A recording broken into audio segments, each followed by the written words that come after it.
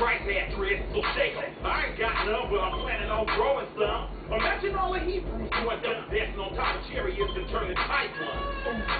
Tell me when to go. Talking on my guest on my way to the south. My second or third trip. I'm hitting.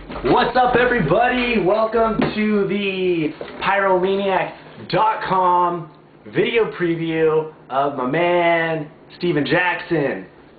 Got my favorite movie back on there, Predator. Got a little E40 on the track.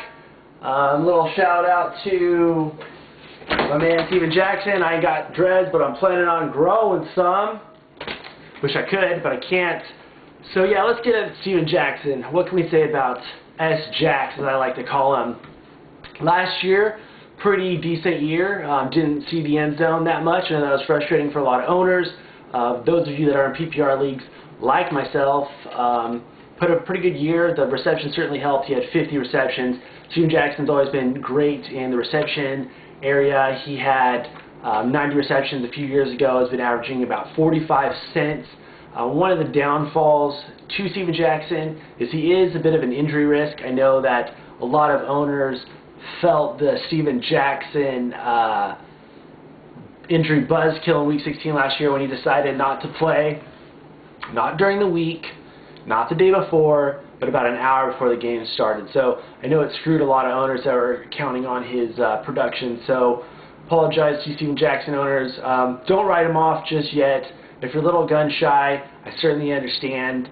But when it comes to talent, let's put it this way. If Steven Jackson played for a better team, he would be mentioned in the same breath as Adrian Peterson and Chris Johnson. He does it all. He runs hard, he takes contact, he runs between the tackles, he runs outside, he's got breakaway speed, he blocks well, he catches the ball, he does it all. He can be a great goal line back. Only problem is that the Rams don't see the goal line that much. He had a pretty low touchdown total last year, 4. That can only get better. Offensive line's not that great. Their offense on paper isn't that great, but I do like their wide receivers. I think Lauren Robinson and Donnie Avery are decent. They also have Brendan Gibson, drafted that rookie out of Cincinnati, and so they got some things going for him. Bradford, what will Bradford do? I don't know. It's the $50 million question.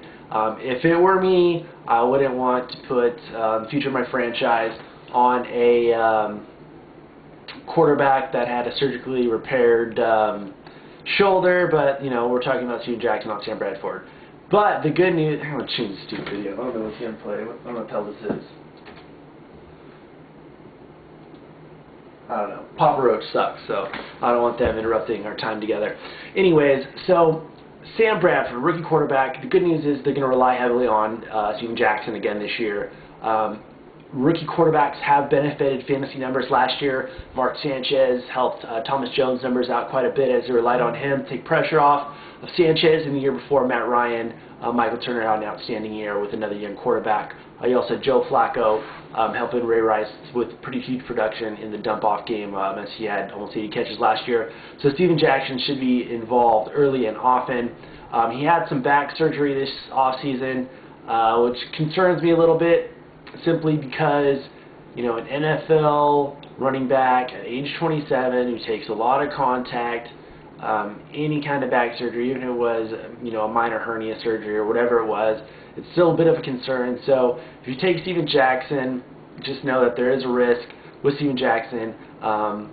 One of the down parts to him being an injury risk is he does not have a good handcuff. I don't know if it's Kevin Darby, that other guy, Sam Gatto, the other guy.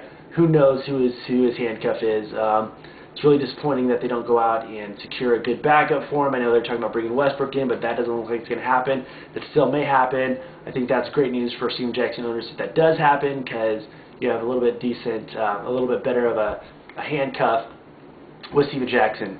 So that's enough about his past. Moving forward for 2010, let's look at some of the positives. I mentioned he's going to get a lot of touches. His goal line production should go up. I don't see how it could get any worse. 1-15 is pretty damn awful. They would have to try to repeat that kind of poor performance. Good news is his schedule is really, really easy. Cakewalk schedule, doesn't look scary in the playoffs. So if Steven Jackson, can play at least 14 games, you're in good shape. If you can get a whole 16 out of him, you're golden. Where would you pick Steven Jackson? PPR leagues, I think he's definitely still a first-round pick. I wouldn't reach for him with the first 6 picks, maybe around the 8, 9, definitely at the end of the round. In standard leagues, Steven Jackson finished 13 for running backs last year, so just outside of the running back 1s, but a high-end running back 2. If you can manage to get Steven Jackson at the end of the first round, I think he's a decent play. But that's totally up to you. In standard leagues, there's definitely a lot of good options with guys that are going to carry the rock. So if you're afraid of the weak team, the shaky line, I totally understand. Personally, I would not mind having Steven Jackson around picks 8 or 9. But that's just me only playing PPR. And so Steven Jackson, he is a mixed bag this year. I think it's going to come down to your personal preference, whether or not you like him or not. He's certainly not the sexiest pick, but he definitely can get it done, can carry the load, and blue-collar kind of running back. So, the more touches he gets, the better. Here's another thing with Steven Jackson is he's getting up there in age and carries and mileage, so he may not have that many good years left in him. So if you're a Steve Jackson fan, you don't get another good year, this may be your last chance. So with that in mind, draft carefully, and you may want to match up Steven Jackson with a pretty safe wide receiver like a Randy Moss or Reggie Wayne on the way back should any problems occur with my man Steven Jack. So I hope you guys enjoyed the video. I'm going to try to drop a new one every night this week, so stay tuned to that. Got lots of things coming up, so make sure you tune in to Pyromaniac.com for the big announcements we've got coming up later this month, and all the fantasy action to help you win your league. Get at us. Fantasy Lion, out. Where's my lion? Later, Gators.